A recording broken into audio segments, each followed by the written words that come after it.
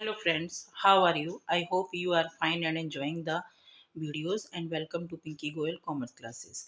बेटे आज की वीडियो की स्पेशल बात ये है कि that video is relating to your accountancy accountancy practical question paper. Accountancy में आपके जो प्रैक्टिकल है वो आपका इस बार 10 मार्क्स का है। 10 मार्क्स को आपने कैसे बाइफरकेट किया है कि आपका एक रिटन एग्ज़ाम होगा।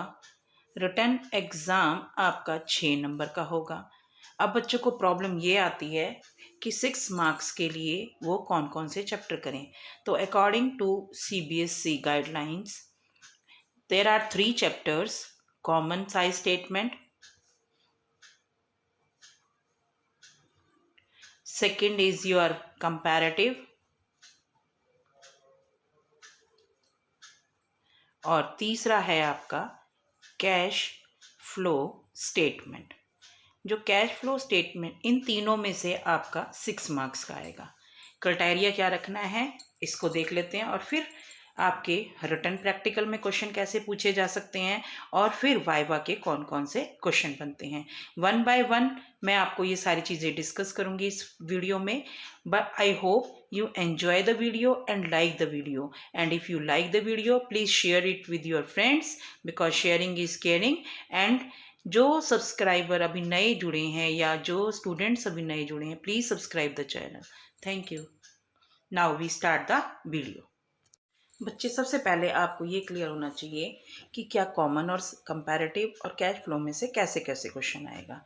That depend upon the examiner. जो एक्सटर्नल एग्जामिनर है वो आपका डिसाइड करे, चाहे तो वो कॉमन और कंपैरेटिव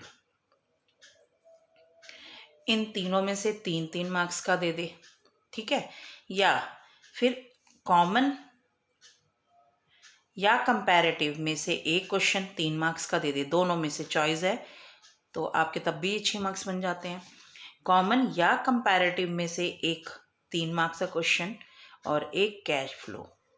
कैश फ्लो स्टेटमेंट में अब आपका 3 मार्क्स का है तो बच्चे पूरा क्वेश्चन नहीं आएगा, फुल फ्लैश क्वेश्चन नहीं आएगा। इसमें हमारे पास 3 एक्टिविटीज होती हैं: operating activity, investing and financing. ये डिपेंड करता है एक्सटर्नल के ऊपर, इन तीनों एक्टिविटी में से कोई एक एक्टिविटी दे दे या सिंपल सिंपल 2 एक्टिविटी को कंबाइन कर सकता है जिसमें एडजस्टमेंट ज़्यादा नहीं हो। लेकिन इन तीनों चैप्टर में से ही आपका 6 मार्क्स का रिटन का क्वेश्चन आएगा। तो अब यहाँ पर आप लोगों ने कॉमन और कंपैरेटिव कर लें। हो सकता है कि एग्जामिनर 3-3 मार्क्स के यही 2 क्वेश्चन दे दे, हो सकता है कि वो कॉमन या कंपैरेटिव में से एक दे और एक कैश फ्लो में से दे दे। तो आपके ये 6 मार्क्स इन 3 चैप्टर के अलावा नहीं आएंगे। तो इस वीडियो में पहले मैं आपको रिटन क्वेश्चन बता देती हूँ और फिर हम लोग मूव ऑन करेंगे वाइवा की तरफ। तो लेट्स सी। देखिए बच्चे, मैंने पहला क्वेश्चन इसमें आपका ऑपरेटिंग एक्टिविटी से ही रिलेटेड है। देखिए, mister Jayesh Gupta after completing his MBA finance from IIM joined a family where he was giving work project to analyze flow of cash का मतलब होता है कि उसने इनफ्लो भी देखना है और आउटफ्लो भी देखना है। From operating, investing and financing, सिर्फ इसमें से so as to check his efficiency he was also asked, उसको कहा गया कि रिमोट को सबमिट कराएं। देखिए बच्चे, क्वेश्चन आपका वही फॉर्मेट रहेगा, वही आप लोगों का मेन फोकस है। आपको पता होना चाहिए कि ऑपरेटिंग में क्या आता है, क्या जाता है, कौन सी एक्टिविटीज़ होती हैं, फिर इन्वेस्टिंग में और फाइनेंसिंग में किस किस से डील होती है।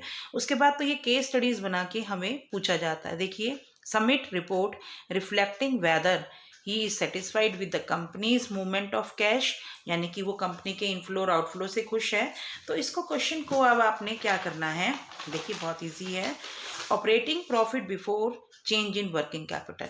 ऑपरेटिंग प्रॉफिट अब आपको मैं अगर इसके साथ के साथ लिख के दिखाऊंगी तो ज़्यादा बेटर रहेगा। यहाँ पर अगर हम लेते हैं operating profit before change in working capital, आपको 3 दे दी, 3 लाख, ठीक है।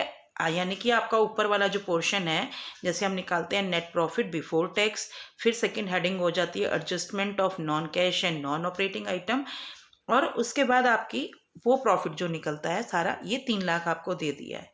ठीक है, ये हो गया आपका वर्किंग कैपिटल में। आगे कहा हुआ है cash used in investing activity, ये आपको पूरी की पूरी निकाली हुई है, यानी कि कैश यूज्ड इन इन्वेस्टिंग, यानी कि आपको इसको निकालने की जरूरत नहीं है, यूज्ड है तो आपको मालूम है कि यहाँ पर माइनस है ये। ठीक है, फिर आगे आप देखिए issue of share for cash, ये आपकी थर्ड एक्टिविटी हो गई। तो यहाँ पर लिखेंगे इशू ऑफ शेयर्स कैश के लिए, कितने हैं आपके 5 लाख, ये दिया हुआ है 5 लाख। बट एक क्वेश्चन की मैं PDF फाइल बना के आपके नीचे बॉक्स में यानी कि डिस्क्रिप्शन बॉक्स में लिंक दे दूंगी, ताकि आप लोग इसको दोबारा से स्टडी कर सकें। और उसके बाद देखिए इशू ऑफ शेयर के बाद लोन पेड ऑफ है 1 लाख का, तो यहाँ से लिखेंगे लोन पेड ऑफ 1 लाख, ये माइनस का हो जाएगा। यहाँ से एडजस्टमेंट करने के बाद आपके पास आता है trade receivable in the beginning of the year, यानी कि ये ओपनिंग हो गए, और एट द एंड इज 3,70,000। तो हमने देखिए एंड में आपके इंक्रीज हो गए, यानी कि पहले फर्स्ट ईयर में 2,20,000 थे और 3,70,000 क्लोजिंग में, तो यानी कि इंक्रीज हो गए। तो ये हमारा यहाँ पर आएगा change in working capital. Second हमारी जो हेडिंग होती है ना, उसमें अभी चेंज इन वर्किंग कैपिटल में हमने लिखना है इंक्रीज इन ट्रेड रिसीवेबल। तो 370 में से 220 माइनस कर देते हैं, 370 माइनस 2,20,000, 1,50,000 आपके माइनस के आ जाएंगे, क्योंकि इंक्रीज इन करंट असेट्स आपको माइनस करनी होती है। नेक्स्ट है ट्रेड पेबल इंक्रीज्ड बाय 35,000, ये भी ठीक है, तो यहाँ लिखेंगे इंक्रीज इन ट्रेड पेबल। अगर इंक्रीज इन लाइबिलिटी होती है तो वो आपकी प्लस हो जाएगी 35,000 से। और लास्ट एडजस्टमेंट क्या दी हुई है, during the year outstanding rent during the year is 20, outstanding rent है अभी भी है, तो आपका पूरा 2500 है, तो यहाँ लिखेंगे करंट लाइबिलिटी है ये, इंक्रीज इन आउटस्टैंडिंग रेंट 2500, ये भी प्लस हो जाएगा। ठीक है, अब आप इसको प्लस माइनस कर दीजिए और इसको सारी एक्टिविटीज़ को इनफ्लो और आउटफ्लो करके आप बता सकते हैं। तो आपने बताना है सबसे पहले कि आपका यहाँ पर कैश यूज्ड इन इन्वेस्टिंग में एक हो गया, उसके बाद cash from financing activity, from आएगा क्योंकि यहाँ पर आपका 4 लाख बच रहा है, 5 लाख आपके प्लस के थे, 1 लाख आपका माइनस का। अब देखिए 3 लाख में से 1.5 लाख गए, तो आपके हो गए 1,50,000, 150 प्लस 35,000 1,85,000, और 1,85,000 में यू हैव टू प्लस 2,500, जो कि आपका बन गया 1,87,500 कैश फ्रॉम ऑपरेटिंग एक्टिविटी। तो ये आपके आंसर आएंगे। अगर उसने पूरा स्टेटमेंट पूछेगी तो आपने plus A plus B plus C, यानी कि 1,87,500 में से 1,50,000 माइनस कर देंगे, और आपका जो कैश फ्रॉम 4 लाख है उसमें आपको प्लस करके बताना है कैश इनफ्लो और आउटफ्लो। तो इस तरह से पहला क्वेश्चन आपका ऐसे करके दिखाना है, क्योंकि आपको सारे फॉर्मेट पता है कि इन्वेस्टिंग तो दी हुई थी कि अगर सेल परचेज और फिक्स असेट्स हो तो आपकी उसमें प्लस माइनस कैसे होगी। ठीक है बच्चे, I hope you understand this question with the solution. तो मैं ये साथ के साथ आपको क्वेश्चन के साथ सॉल्यूशन भी भेज दूंगी PDF फॉर्म में, आप उसको समझ सकते हैं। Now we move on second question. ये आपका कॉमन साइज स्टेटमेंट में है, देखिए बहुत इजी है, इसमें भी वर्किंग नोट ही निकालने हैं। तो आप पहले क्वेश्चन को देख लीजिए। सबसे पहले है following extracted information is provided by XY limited for preparation of a common size statement of profit and loss. इसमें बहुत इजी है अगर आप ध्यान से करेंगे, क्योंकि इसमें आपको आता सारा कुछ है, just you have to concentrate on your mind पर अपना कंसंट्रेशन यहाँ करके देखिए कि आपको पार्टिकुलर्स दिए हुए हैं और आपको यहाँ पर एक ही इंफॉर्मेशन दी है, क्योंकि कॉमन साइज स्टेटमेंट तो हमने एक चीज़ कॉमन ही लेते हैं। अब यहाँ लिखा हुआ है रेवेन्यू फ्रॉम ऑपरेशन, यहाँ पर ये देखिए 80% ऑफ अदर इनकम। तो आपको सिर्फ वर्किंग नोट बना के इसको कैलकुलेट करना है। तो कैसे वर्किंग नोट बनाएंगे, देखिए आपको यहाँ पर दिया हुआ है revenue from operation 80% of other income, पहले यहाँ लिख लीजिए वर्किंग नोट। तो वर्किंग नोट के अलावा देखिए अदर इनकम आपको 4 लाख दी हुई है, 4 लाख अदर इनकम है, तो 80% इसका निकाल लेते हैं क्योंकि हमारे पास आ जाएगा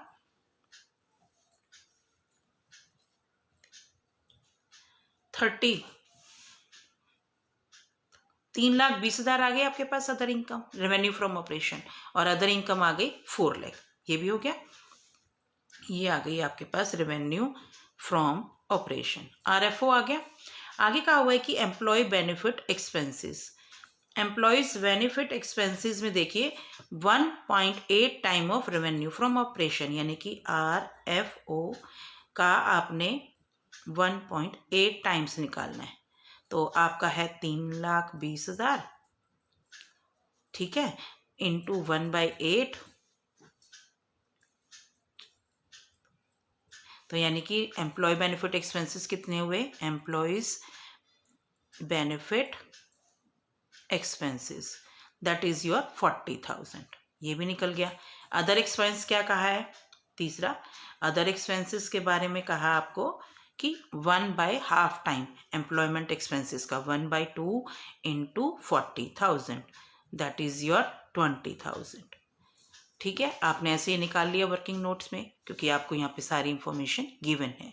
ठीक है, तो आप पहले परसेंटेज को कैलकुलेट करिए, एक ही फिगर से आपने ये सारी बाकी निकाल ली है। आगे चलते हैं, ये अब हमारे पास क्वेश्चन दिया हुआ है, you are required to answer the following question, then what will be the percentage of employee benefit expense while preparing common size statement of profit and loss। देखिए बच्चे, आपको पूछा है एम्प्लॉय बेनिफिट एक्सपेंसेस की percentage, तो हमारे पास employ benefit expenses कितने हैं, एम्प्लॉय बेनिफिट एक्सपेंसेस आए थे 40,000, और आपको पता है कि कॉमन साइज स्टेटमेंट में प्रॉफिट एंड लॉस के बेसिस पर हम लोग रेवेन्यू फ्रॉम ऑपरेशन को, not for all, revenue from operation से ही बेस लेके चलते हैं, यानी कि हमारा जो कॉमन बेस है उसमें सेल होता है, ये तो आपको पता ही है। तो आपका पहला क्वेश्चन का यहाँ पर आ जाएगा आंसर कि आपकी परसेंटेज कैसे निकालते हैं वो भी आपको पता है। तो आपका वैल्यू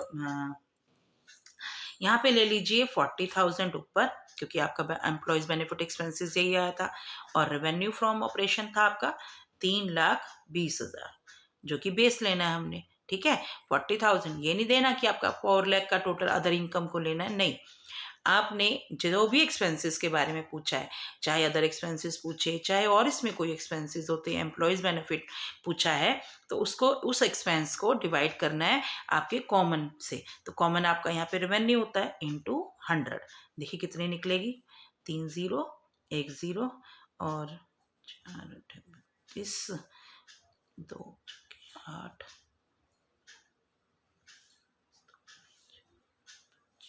तो यहाँ पर आपके आ गई 12.5%, answer is 12.5%। I hope you understand. The next question, what will be the percentage of other expenses while preparing common profit and loss? Other expenses हमारे पास कितने हैं बच्चे, 20,000, तो अगेन 20,000 डिवाइडेड बाय 3,20,000 इंटू 100। ठीक है, यहाँ से देखिए 16 2 2 अट्ठे 2 50 2 छक्के 25 2 दूनी 12.5 6.25% आ जाएगी। क्लियर, अगर आपकी 6.25% है तो यहाँ पर देखिए revenue from employees benefit expenses की आई थी 12.5, अदर एक्सपेंसेस की 6.25, ये सॉल्व करके ही दिखाना है अपने पेपर में। आगे है third question, if profit increase from 60,000 to 11,000 5,000 comment on profit percentage. बेटा इसमें इंक्रीज है, 60,000 से 1,15,000 हो गया है, तो 60 का इसका डिफरेंस ले लो, डिवाइडेड बाय 60,000 कर दो और आपका प्रॉफिट परसेंटेज आ जाएगी कंपैरेटिव में। लेकिन अगर आपको प्रॉफिट का चेंज लेना है 60 से 1,15,000 में से 60,000 divided by revenue from operation से आप डिवाइड कर देंगे, इसके ऊपर प्रॉफिट परसेंटेज आ जाएगी। कैसे करना है देखिए। सबसे पहले 1,15,000 में से माइनस कर दीजिए 60,000, क्योंकि इंक्रीज हुआ है आपका 55,000, तो 55,000 डिवाइडेड बाय 3,20,000 इंटू 100, यहाँ से आपकी परसेंटेज निकल जाएगी। आप आई होप इसको आप आराम से सॉल्व कर सकते हैं। तो ये था बेटा इस क्वेश्चन के बारे में। Now we move on second question. देखिए इसमें सिंपल क्वेश्चन पूछा हुआ है। ये तो इसमें आप लोगों को Aarti limited involve in manufacturing electronic goods, company purchase machinery. ये इन्वेस्टिंग एक्टिविटी का है, मैं करके नहीं दिखाऊंगी, सिर्फ क्वेश्चन का मैटर बता रही हूँ। यहाँ पर देखिए बेटे परचेज मशीनरी, परचेज आपको पता है कि आउटफ्लो होता है, आपका आउटफ्लो हो जाएगा 18 लाख से। कंपनी ने डिविडेंड रिसीव्ड किया, ठीक है, तो आपका परचेज किया, यहाँ से डिविडेंड रिसीव्ड किया, डिविडेंड तो आपने इन्वेस्टिंग पे किया होगा, तो ये प्लस हो जाएगी जो कि दूसरी कंपनी में की हुई थी। कंपनी ने एक ओल्ड मशीन बेची जिसकी कीमत 6 लाख थी, उसके ऊपर 1,50,000 एक्यूमुलेटेड डेप्रिसिएशन है 20%। इसको कैसे निकालेंगे आप? 6 लाख माइनस 1.5 लाख, तो आपका आ गया यहाँ पर 4.5 लाख। 4.5 लाख का 20% माइनस करना है क्योंकि लॉस पे बेची है, तो cash flow from investing. I hope you understand this question, क्योंकि इसको अगर नहीं आएगा तो आप कमेंट बॉक्स में लिख दीजिए, मैं आपको सॉल्यूशन भेज दूंगी ऑन माई पर्सनल नंबर। तो नेक्स्ट क्वेश्चन है Vedika limited. Vedika limited purchase machinery 25 lakh from Arun limited. उसने 40% कैसे पे किया? बाय इशूइंग 7% डिवेंचर्स और बैलेंस बाय चेक। तो इन्वेस्टिंग एक्टिविटी में कितने पैसे यूज हुए, कितना क्या हुआ, तो ये आपने बताना है। आपने फाइनेंसिंग को नहीं डील करना, आपने सिर्फ इन्वेस्टिंग को डील करना है। तो डायरेक्टली क्वेश्चन आपसे इस तरह से भी पूछे जा सकते हैं। स्टूडेंट, ये क्वेश्चन इस तरह से पूछे जा सकते हैं। If you required more question then write in the comment box, I will provide you 1 or 2 more question, ताकि आपकी प्रैक्टिस अच्छी हो सके। बट आज ही आप मुझे बता देना तो मैं आपको क्वेश्चंस को सेंड कर दूंगी। अब मैं आती हूँ यहाँ पर वाइवा के क्वेश्चन से रिगार्डिंग, जो कि कॉमनली क्वेश्चन इन 3 चैप्टर में से पूछे जा सकते हैं। याद रखना बच्चे कि पहले आपकी जो फर्स्ट टर्म की फाइल है that is belong to your ratio, तो एक्सटर्नल हो सकता है कि कुछ एक क्वेश्चन रेशो से भी रिगार्डिंग पूछ लें, तो डोंट वरी, उसमें आपसे वो सिंपल क्वेश्चन ही पूछेंगे, तो हम उसके ऊपर फोकस कम करेंगे। तो जो मेन क्वेश्चंस हैं आपके वाइवा के, सबसे पहले what is common size statement. Common size statement क्या होती है? कॉमन साइज स्टेटमेंट होती है कि आपने क्या चीज़ को कॉमन लिया। अगर प्रॉफिट एंड लॉस में से पूछते हैं तो आपने बताना है कि we take common as a revenue, क्योंकि उसमें आपने उसको 100 कंसीडर करते हैं। सेकंड क्वेश्चन हो सकता है कि वो बैलेंस शीट में क्या है, तो आपने टोटल एसेट को कॉमन लेना है और उसमें टोटल लाइबिलिटीज़ को लेना है। तो ये डेफिनेशन है नेचुरली। तो व्हाट इज़ कंपैरेटिव स्टेटमेंट? तो कंपैरेटिव स्टेटमेंट में आपने बताना है उनको कि comparative statement there is a comparison between previous year and current year figures, तो उसमें आपने इंक्रीज और डिक्रीज निकाल के बेस ईयर से परसेंटेज दिखानी है। तीसरा क्वेश्चन होता है cash flow statement. What is cash flow statement? A statement which shows inflow and outflow of cash during a particular year. तो इसमें आपसे पूछा जा सकता है कि अकाउंटिंग स्टैंडर्ड कौन सा है, तो 3 याद रखना है। क्लियर? इसके बाद आपका अगर पूछा जाए कि एक इसमें मेन क्वेश्चन जो होता है वो होता है कि आपका प्रपोज डिविडेंड का। तो प्रपोज डिविडेंड यहाँ पे लिखना है सबसे पहले कि प्रपोज्ड डिविडेंड क्या होता है। तो प्रपोज डिविडेंड वो होता है जो कि कंपनी डिक्लेयर करती है। यहाँ पर आपने करंट ईयर के प्रपोज डिविडेंड को कंसीडर नहीं करना, आपने यहाँ पर प्रीवियस ईयर का ही ट्रीटमेंट होगा। आपको पता है कि इसको नेट प्रॉफिट बिफोर टैक्स में प्लस करते हैं और फाइनेंसिंग एक्टिविटी में माइनस करते हैं। तो यहाँ पर बेटे इसका अकाउंटिंग स्टैंडर्ड पूछा जाए तो 4 बताना है कि what is the accounting standard of propose dividend, that is accounting standard number 4। इसके बाद आपका प्रोविजन फॉर टैक्स का बताना है। तो प्रोविजन फॉर टैक्स का होता है कि आपने इसकी 2 चीज़ें बतानी है कि करंट ईयर की जो प्रोविज़न बनाई जाती है वो प्लस होगी ऊपर, और जो प्रीवियस ईयर का है आपने उसको पेड कंसीडर करना है कि आपने इस समय में पे करना है। ठीक है, इसके बाद वो पूछ सकते हैं कि आपकी इन्वेस्टिंग एक्टिविटी क्या है, define investing activity.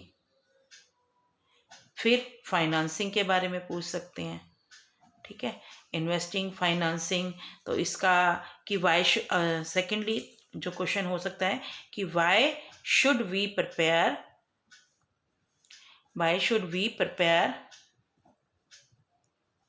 Cash flow statement, हम क्यों बनाते हैं, तो आपको पता होना चाहिए क्योंकि इसमें to analyse the cash position of the company कि from which activity there is a inflow and outflow of cash, यानी कि किस एक्टिविटी के अंदर आपका पैसा आ रहा है और कहाँ कंपनी से बाहर जा रहा है, उसको एनालाइज करते हैं। इसी तरह से वो पूछ सकते हैं कि आप कॉमन साइज स्टेटमेंट क्यों बनाते हो, कंपैरेटिव स्टेटमेंट क्यों बनाते हो।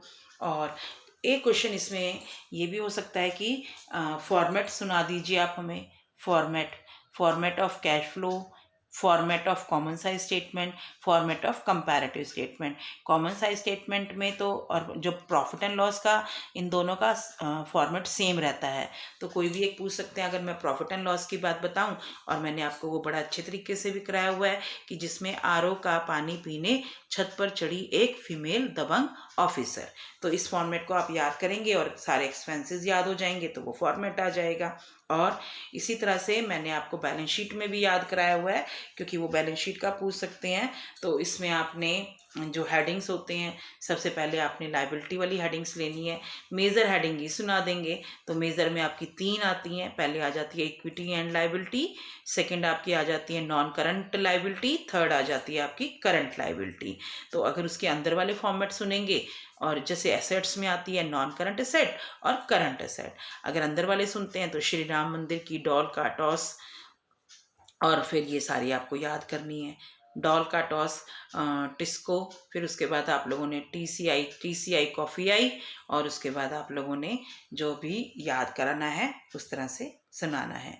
और वैसे तो इतनी डीपली इनमें क्वेश्चन में यहीं से पूछेंगे, और मैक्सिमम यही क्वेश्चन बनते हैं जो मैंने आप लोगों को अब यहाँ पर बताए हैं। I hope you can well prepare with this question and type of written question, you can do very well your practical question। यानी कि अब आप लोग अगर ये क्वेश्चन में कोई डाउट है तो आप मुझे कमेंट बॉक्स में लिख दीजिए। अगर आपको कोई रिटर्न प्रैक्टिकल के क्वेश्चन और चाहिए तो वो भी लिख दीजिए, ताकि मैं आपको टाइम टू टाइम वो चीज़ प्रोवाइड करा सकूं।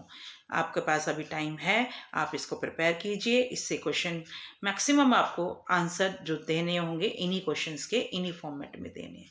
I hope and best of luck for your exam. Thank you.